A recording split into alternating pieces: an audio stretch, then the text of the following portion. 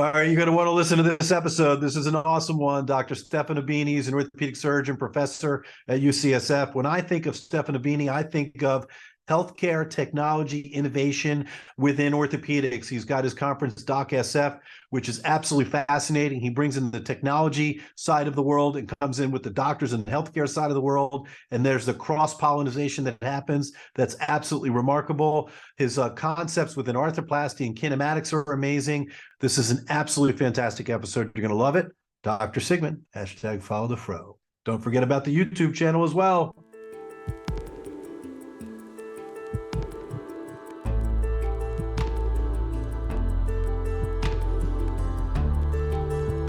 From Medical Media, this is The Ortho Show.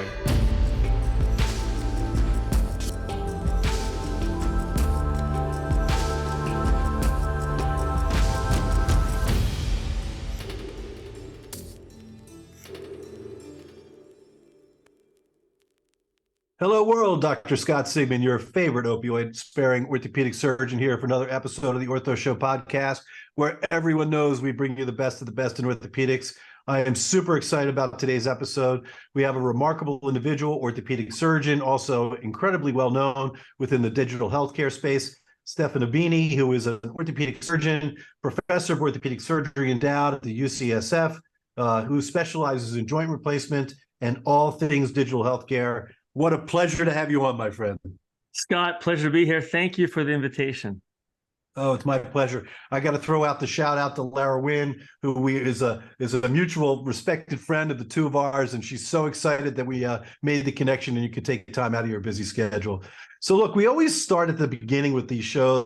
We like to talk about where you're from, where you grew up, and how did this whole orthopedic thing come about? And you have a really sort of fascinating childhood. I'd love for you to share that with us as to how you eventually, got here to the States for high school, but there was a bunch of stuff happening before that.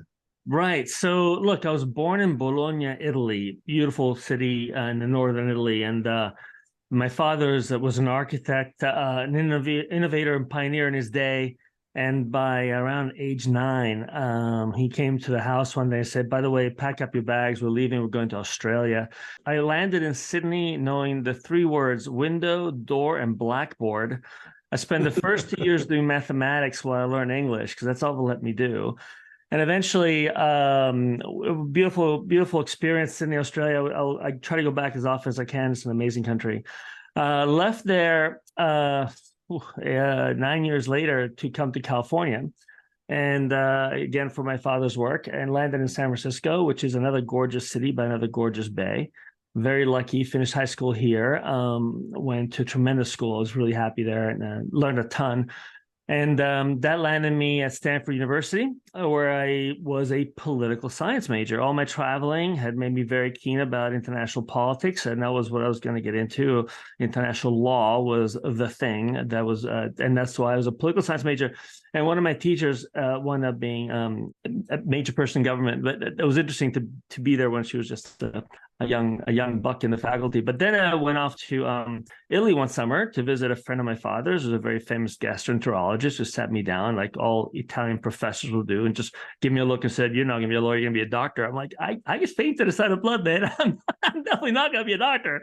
So off he takes me to the hospital that day. And at 7 a.m. in the morning, I haven't gotten up that early at that time in my life ever. And it was a hot summer day, and we went by some patient with 20, 30 people following this professor in the hospital. And they did a lumbar lap. They did a abdominal tap. And I fainted watching this needle going. That was my introduction to medicine. I was like, oh, my God, you got to be kidding me. So later I went off to Columbia and then finished orthopedics. So that was what got my attention. All right, so that's fascinating. So I'm assuming your Italian is still outstanding. You kept the language, I'm sure, with your parents and all. I did. Plus, I did a fellowship at the Rizzoli Institute. That really cemented things. Sure. No Australian accent within your English, however. Well, maybe a twinge. I can put on, mate. So if you just want to too, we can go there too. All right. I figured we could get it out there if we needed to. I love it. So, all right. So you figure it out. If you're a political science major, then you go and you work in Italy and you decide, okay, medicine You faint at the abdominal tap, so GI stuff's not going to happen. It's not gonna happen. But when did orthopedics come into play? I mean, who was your mentor? How did that start? Yeah, that's a good question. Maybe it was a rugby team at Columbia that I was in. I was working, half the team went into ortho. For me, it was plastics, neurosurgery, and orthopedics that got my attention. Plastics, it seemed to be it was half psychiatry. Neurosurgery, the results were not that great. Orthopedics, everybody got well. The more I got exposed to it, and I did my first paper was in pediatrics, and I went into arthroplasty research. When I was pretty prolific as a medical student for those days. I like the idea that I can fix something that's well in a while. I don't want to track somebody for a lifetime to see how well my cardiology interventions worked. And I'm not. It's wonderful those things happen, but I was just love the fact that I could fix things and make them happen. I think a lot of us get attracted to it by that sort of fix it mentality. Yeah, it's the demonstrable evidence of the work that you've done and the appreciation that your patients have in real time, right? If you treat somebody's blood pressure for 25 years and they don't get a stroke, I mean, it's great and everybody's happy, but if you can't walk because you've got hip arthritis and then you can get somebody to walk and return to their work and their family and their environment, it's really quite gratifying. So I think that's always been a very common theme in the orthopedic surgeons that we talk about. So you're at Columbia, you're hanging out with Biliani in the shoulder a little bit too while you're there. He was a young buck back then. I'm not that young myself, my friend. So. Yes, I know. Our dear friend is Bill Levine. So then you decide you're going to go back home with the parents and go to residency at UCSF. Yes. I was very fortunate to get into the program. And you're right. I did move in with my mom the first year. Okay. Well, you're not getting paid anything. You're working 120 hours a week, right? We were back then, my God, until my mother came home one day with a set of keys and said, I got you an apartment. Get out of here, kid. Get out of here, kid. Pick up your towels when you're done. Yeah, my Italian mother, she really understood the American way. I love it. I have an Italian wife, so I completely get it. All right, you go back to UCSF. Your mom kicks you out. You get an apartment. When did you start recognizing that you had done some research as a medical student in arthroplasty? We heard that. Did it seem like arthroplasty was going to be where you were going to be living in residency? Is that when it really sort of honed in for you? Yeah, it's funny. Thanks to a mentor of mine, and he unfortunately just passed, James O. Johnston, who was one of the early inventors of the whole specialty of musculoskeletal oncology. I got very interested in oncology. I helped design the compress, which is a distal femoral device that is very innovative at the time, with Dan Martin, who was the inventor, and Dr. Johnston was the clinical driver of it. Did a bunch of research on that. But I was also a bit of a polymath insofar as I really enjoyed everything. I wrote papers on hand surgery. I just liked it all. And so when I actually came out of my, after I'd done my oncology fellowship, which I did continue to do, I chose to not pursue oncology. We can come back to that. I went back into arthroplasty, which is my favorite part, but I did everything for the first decade of my career. I did everything: foot surgery, hand surgery, shoulders, shoulder replacement, rotator cuffs, ACLs. I mean, it was a different era, different breed, if you will. And I specialized as my orthopedic oncology skill set came to bear on revision arthroplasty. And so I wound up doing more and more revisions. When you get more and more revisions, you start doing more primaries. And then at one point I said, okay, well, this is all I'm going to do. And I started doing more and more arthroplasty. Makes sense. And so at this point, so you did a fellowship as well, still in orthopedic oncology in Bologna at the Rizzoli Orthopedic Institute. And then you came back and you took a job at Kaiser Permanente, right? Was that your first real job? That's right. Up in the San Francisco area as well. Yeah, it was a bit of a confluence of events that just happened to drop me back in there. And what kept me at Kaiser, and it's fascinating. I landed at Kaiser Permanente in 1997. I didn't know at the time that it had almost had to declare bankruptcy. It was not doing very well. And a new president, new CEO came in, a guy called Robert Pearl, plastic surgeon out of one of the facilities nearby us. And he came by our facility to give his vision of how he's going to rebuild the company and move us forward. And I have seldom been as enthusiastic about a leader, to the point where, wherever he goes, I go. I want to be here and I'll watch and be part of this. And sure enough, I got the opportunity very early on in my career to have a number of leadership positions as he redesigned and his team redesigned Kaiser Permanente to become, within a decade or so, the model for the nation that was widely touted as one of the ways we could move forward. And as all the star ratings started coming out, suddenly went from what was considered a mediocre at best alternative to probably the best healthcare system in the country by some measures, especially for the size it was. That process of change management was fascinating to be part of and to watch. I got a chance to be chair of the department very early on in my career. Then I associate head of a hospital very on in my career. Then I changed to a bigger hospital system. Then I got to be part of the group that ran 20 hospitals. So we got a chance to work on things like moving the number of joints done in one room to keep up with increasing demand. So we saw metrics coming around 15% growth a year, which is what we were doing in the late 90s, early thousands as the boomers started hitting the 50s. This growth was unprecedented. You have to double your capacity in a matter of 7 years. And how do you do that? How do you do that across 20 hospitals with 5,000 employees? It's not an easy thing. It's not just arthroplasty surgeons, right? It's the entire ecosystem of people taking care of those patients, from physical therapists to nurse on the floor to the beds availability, what to drop length of stay from 4 days is now in many facilities down to same day. That was very deliberate, very designed, and very effective.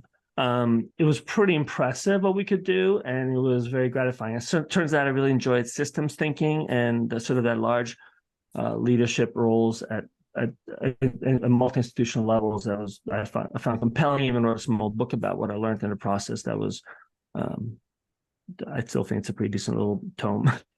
Yeah, no, probably a very important part of your foundation that's built you now to your healthcare technology sector, and that you've had that administrative role and the idea of sort of the scalability of the things that we're trying to accomplish. We're big fans of Kaiser. We've had a lot of great orthopedic surgeons. Ron Navarro, I'm sure, is a close friend of yours and colleague down south, but still, running a great program down in the Southern California area. So we've had 4 or 5 outstanding Kaiser Permanente's orthopedic surgeons on the Ortho Show alumni for sure. So it seems like, as with your time at Kaiser, your arthroplasty career is really blossoming at that point, really sort of becomes your focus. You become, a major part of AAHKS, the American Association of Hip and Knee Surgeons. You're also very active in the American Academy of Orthopedic Surgery as well in the space of arthroplasty. And one of the things that there's been this sort of back and forth that's going on in the knee replacement world is, how do you align the patient, right? Do you treat everybody the same and line them up the same way because that's how, supposedly you're supposed to do it? Or do you leave them in some of their natural anatomy to allow, hopefully, better outcomes? I liken it to shoes. I have like an extra wide foot, and I cannot get into the standard last of a regular shoe. I have to literally get extra wide shoes, otherwise I can't wear them. So talk about your philosophy as to kinematics, which is the idea of trying to leave people in some of their anatomy versus making everybody the same. Well, I'll take a step back on that one. But by the way, you can do a little lateral release on your shoe, and your foot will just slide out. Nobody wants to see my bunions, I can assure you. They got to keep them in the shoe. That's what we've been doing for like 20, 30 years, right? These releases to make things work that don't work. But we'll come back to that. So one of the great things we did at Kaiser, we built a registry, and I was very much involved with that from the very beginning of building the registry to collect data. And once I got a chance to have that data, one of the reasons I got so involved with the Academy and AAHKS was because we were starting to publish more and more information from these data sets and asking questions that often went against the grain, because I was very curious about challenging the assumptions of the things that I've been learning or been taught earlier. So looking at unis, for example, one of the great little papers that came out of that research set was that we're able to look at whether or not unis actually did worse than totals, because you had these guys that did a lot of unis say that they did great, a bunch of guys, and then the registry said they did poorly. So I got a registry where the data was the same. The unis didn't do as well. But when you looked at high volume surgeons who used implants that didn't fail, I can't adjust for the patients, but we saw the same result. It did great. So asking questions with data and challenging assumptions has been sort of part of my DNA, right? So fast forward to one of my earlier conferences that I ran at Kaiser, and I invited Stephen Howell to come speak. He gets me in the back of the room and says, listen, I got this idea I want to show you. I'm creating these custom guides, and the alignment we're trying to reach is not traditional. It's this. And I'm like, that makes so much sense to me personally. I get it. It took an ACL surgeon to come to arthroplasty and say, why you guys are releasing these ligaments? They're perfectly normal ligaments. I spent all my time reconstructing them. Why are you cutting them? Why don't you leave the knee where it was and restore native anatomy? Granted, adjusting for arthritis and cartilage loss. And it was him that got me interested in alternating the alignment techniques. So I started doing this in about 2013. December 2013 was my first one. And I watched Steve twice. I had to go see him twice before I really understood what he was doing. And within a month, I'm having physical therapists come say, hey, what are you doing differently? Because we don't have to worry about your patients getting stiff. We don't really have to see them for physical therapy, et cetera, et cetera. I just kept doing it, and the results spoke for themselves in my hands, but it was still very much very controversial. I would go to meetings, and it wasn't pleasant up on stage because you had people really taking you down. Not as bad as Steve Howell, frankly. He got the worst of it. But fast forward to today, if you go to a European meeting, that's all you talk about. It isn't no longer mechanical versus kinematic. As mechanical is done, which version of kinematic is the right version? And I don't think we've had the answer to that yet, actually. And then there's a question, what's the role of robotics? And what's the role of predictive analytics in that? And then in that context also, well, what's the impact of the patient management strategy before and after surgery, right? So that's been a fascinating journey to be part of as well. Interesting. So for our listeners, I always like to make sure everybody understands. So Kaiser was a closed system, was really unique in that you could capture the data for your patients in a registry. So you could follow them. You could see their outcomes. You could ask them how they were doing. You could see their x-rays, if they were failing or surviving. So what a cool thing to be able to do, to capture all of that data and then be able to share it. And then a uni is a partial knee replacement where you only replace a portion of the knee versus a knee replacement. And it's always been dogma that unis always do better than total knees. Get a uni if you can, because the patients do better. But through, looking at the data does not lie. You reviewed it and you showed that there were similar outcomes. And then what I think is totally fascinating for the listeners, again, what we would typically do, and we've all been taught over decades and decades, is that you make everybody the same. 7 degrees of valgus, which means a little bit of a knock knee approach, and you change everybody to fit, versus allowing everybody to keep their anatomy pretty much where they are, keep everything balanced, and then still put the knee replacement in. And that's where this sort of wave is. I do patient-specific instrumentation with J&J, and they are all over this at this point. They're probably a little late between you and I to the party, but they're still joining the party, which I think is fascinating. So, thank you for the time and energy and effort to sort of put that together, which I think is really important for orthopedics as we move forwards. I was a senior J&J engineers 8 years ago, and they just wouldn't do it. They wouldn't go past degrees, but it wasn't the engineers that didn't want to do it. It was a concern that the FDA will come after them. And since then, the FDA has relaxed a bit looking at the data. And Steve Howell is very supportive of that. Thank you for catching me on those. It's funny, you don't realize how. Well, I'm here for you, brother. I do this every week, and I got to make sure Judy can understand. So we're all good. So look, I want to move into one of the things that you've really become incredibly well known for. Wait, can I make a plug for one thing? Yeah. Of course. Go. That's a plug. I always have a plug. Because kinematic alignment and personalized alignment and all the versions thereof needed a place to grow. And Charles Riviere, myself, and Pascal Venditti launched the Personalized Arthroplasty Society last April, with the whole idea of creating a space for conversation that is really focused entirely on alignment, but not just alignment, how to personalize the entire care pathway for patients that may not fit the mold, not just anatomically, but culturally, because we have a very European, more actually, frankly, in our world, US-centric approach to care, and all the pathways around it are based on a fee-for-service model where you're in the hospital for one day, but it doesn't really really work if you try to transfer that to Europe, with people in the hospital 4 or 5 days, or Japan, where they stay in the hospital for 2 weeks, and where the amount of flexion of a knee is different. What's required for us for sitting versus someone in Southeast Asia is quite different. And so how do you create a community that can support and thinking through not just the alignment question, but the entire personalization of care? And by the way, that leadership stuff that I did at Kaiser is really helping me, and also the work I did with ACAS and Academy to be able to launch a society brand de novo. It's been really exciting.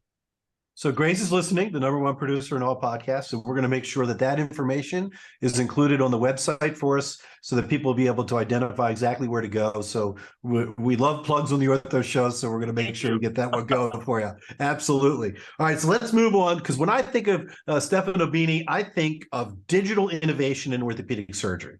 Okay. One day, I guess you just decided to wake up and start a meeting, and which is exceptionally well known now, DocSF, or Digital Orthopedic Conference of San Francisco, started in 2016. You're the founder and chair. And so I want to talk a little bit about that and really sort of your where you see that we're going, et cetera, and all of that. So again, I mean, it's not easy to start a conference. Obviously, you saw that there was a need for the conversation about a digital space within orthopedics. So tell us how you started it, and then we'll just, we'll work into the conversation. Yeah, for sure. So my first company was in 1997. When I came back from my fellowship in Italy, the world was blowing up in California. It was so exciting. There was everybody was coming up with ideas, so I had to join in the fun. That company never lost money, but never worked out, and we moved on. And I decided to refocus on healthcare. I was doing some on the side, but nothing major. We had a crazy idea that patients would rate doctors, but we were laughed out of the room. We had a crazy idea that patients would look online for information about healthcare. We were laughed out of the room.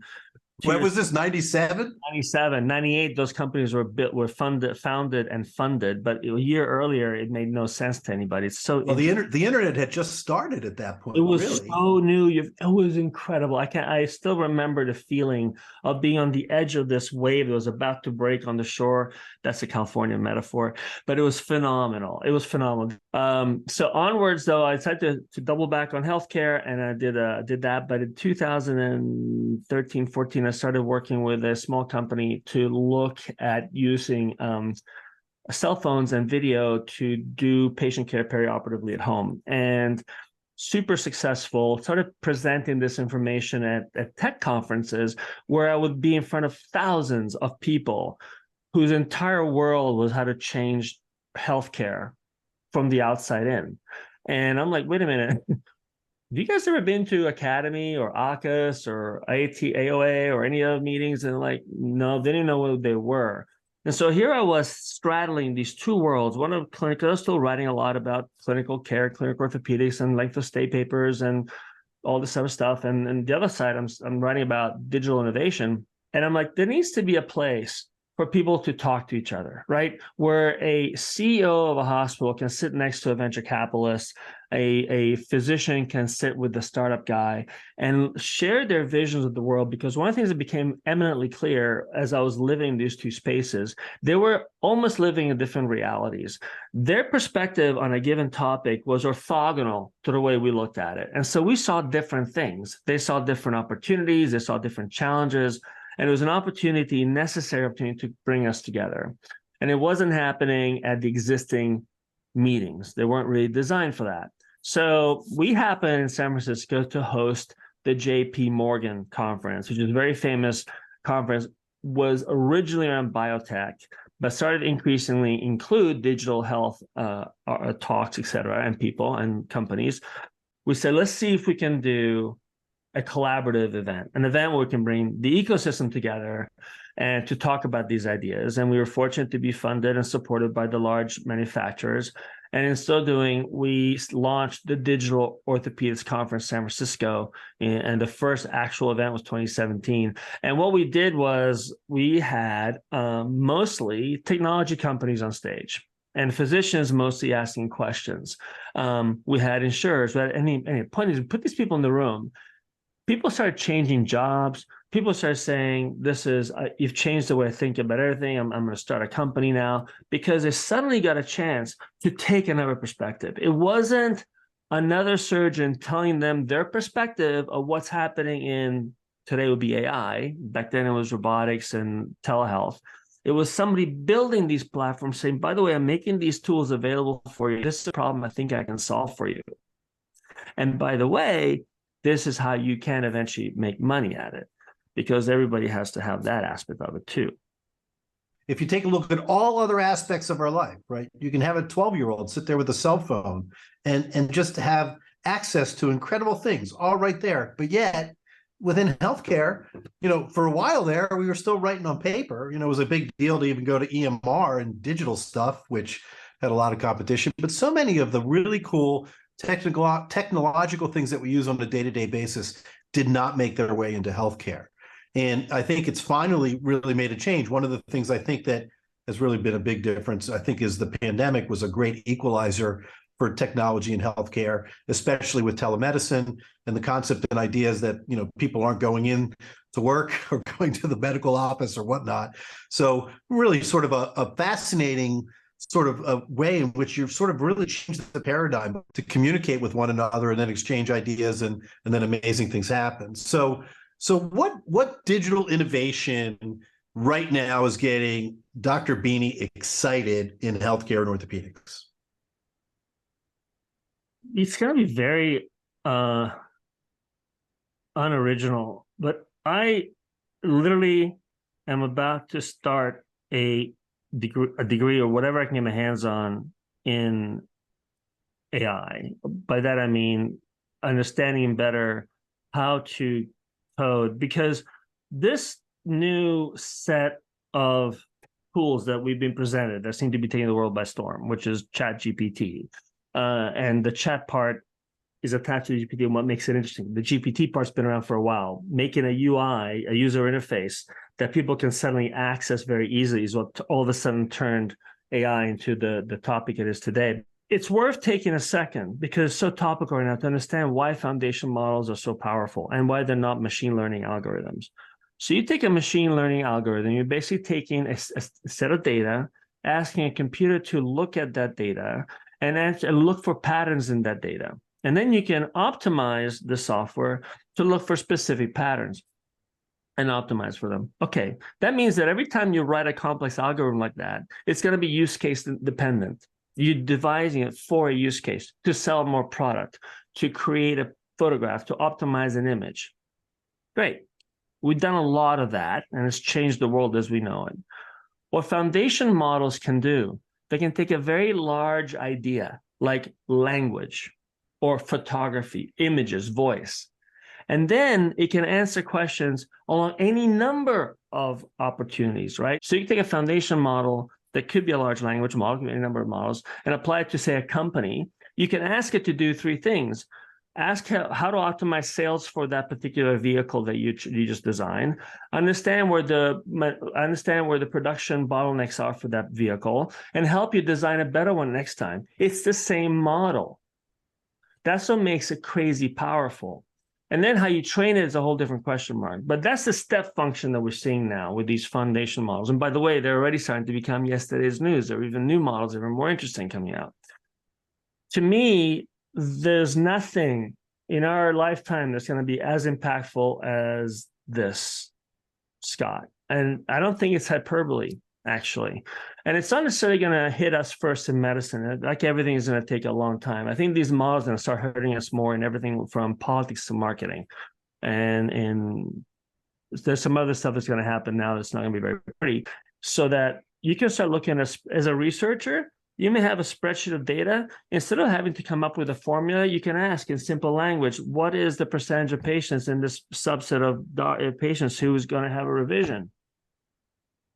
Not how many people have had surgery at this time frame, but then you do the math later. Just ask them straight out, and he'll figure out how to figure out which ones are going to have a revision. So being able to query the world around us, the digital world around us anyway, in a way that is done through a natural language interface is really, really powerful. So I think that is the biggest thing. Now, to us right now, everybody's thinking of robotics as technology. I don't think of robotics as technology. Maybe the AI algorithm behind that is trying to tell you how to position the components in the shoulder or whatever, that is technology. The robot itself is an actuator with a machine behind it, so it's not that exciting anymore.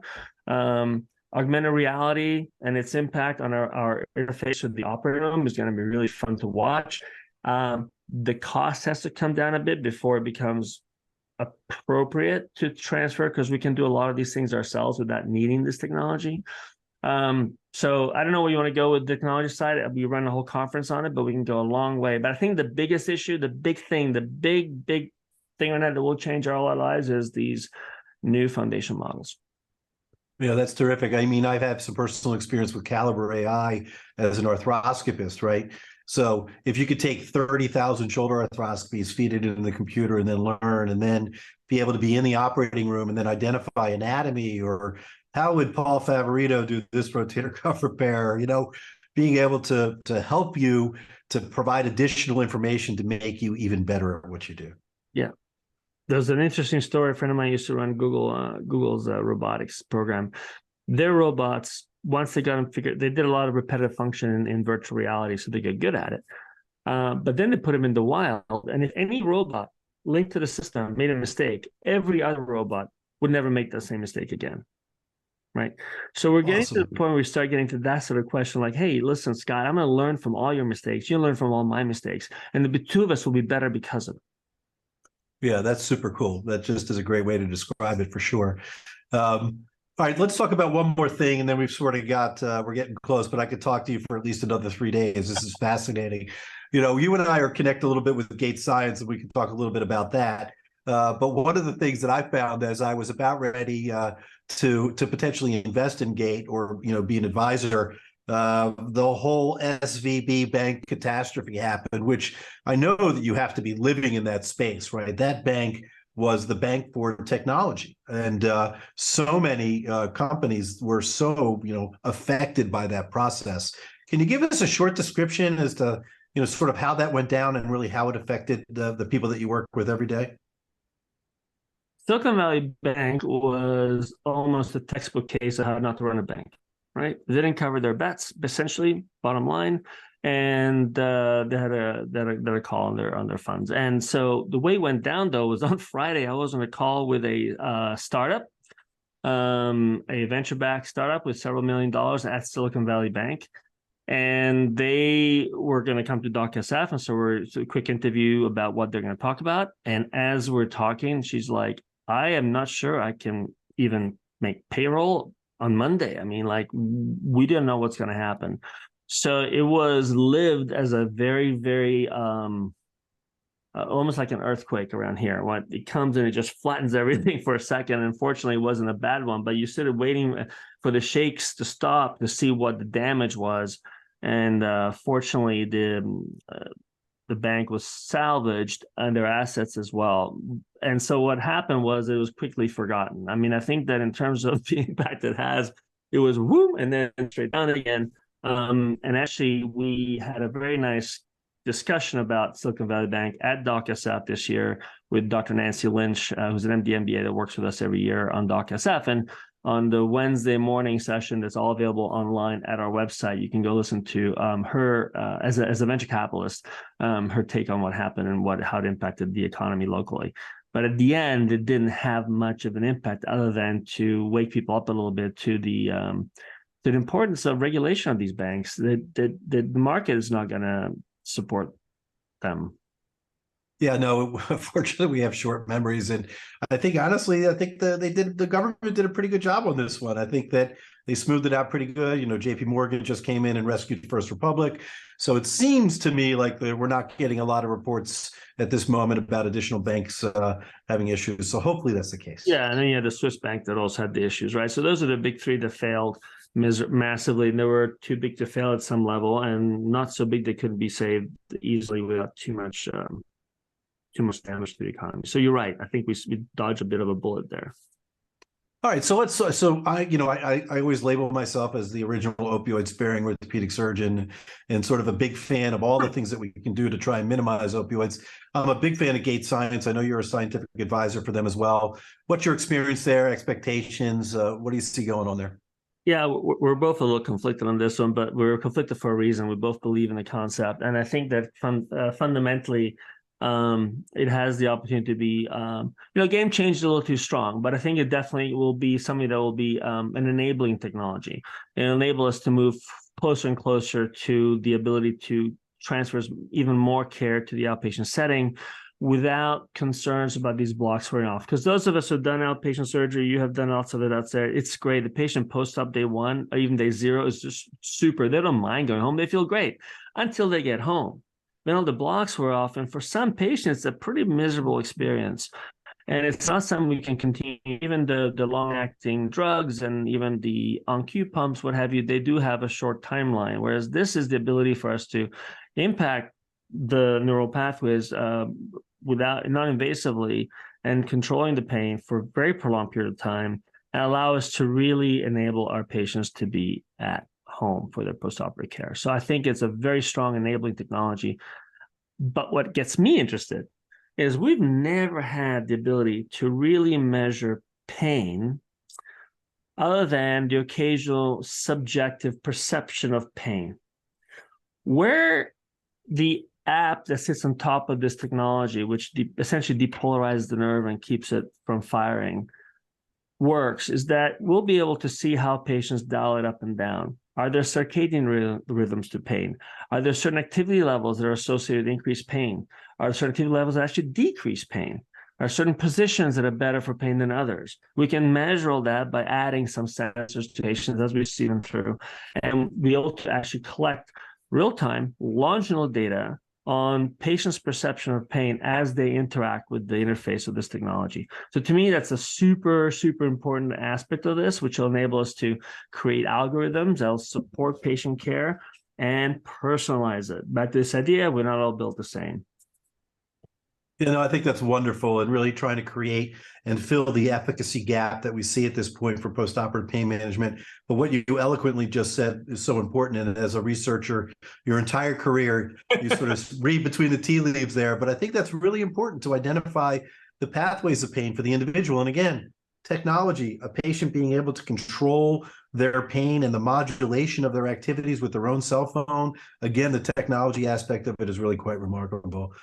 Stefano, this has been fantastic. We really want to thank you for your time and energy, your innovation within the arthroplasty space, your movement towards kinematics, the vision to bring technology together with medicine in a way in which people can interact, I think is really absolutely remarkable. And we can't thank you enough for all you have done and for your time today.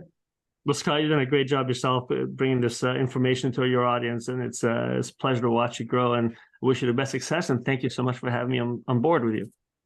Oh, it is my great pleasure. This is Dr. Scott Sigman, #FollowTheFro, host of The Ortho Show. Till next time.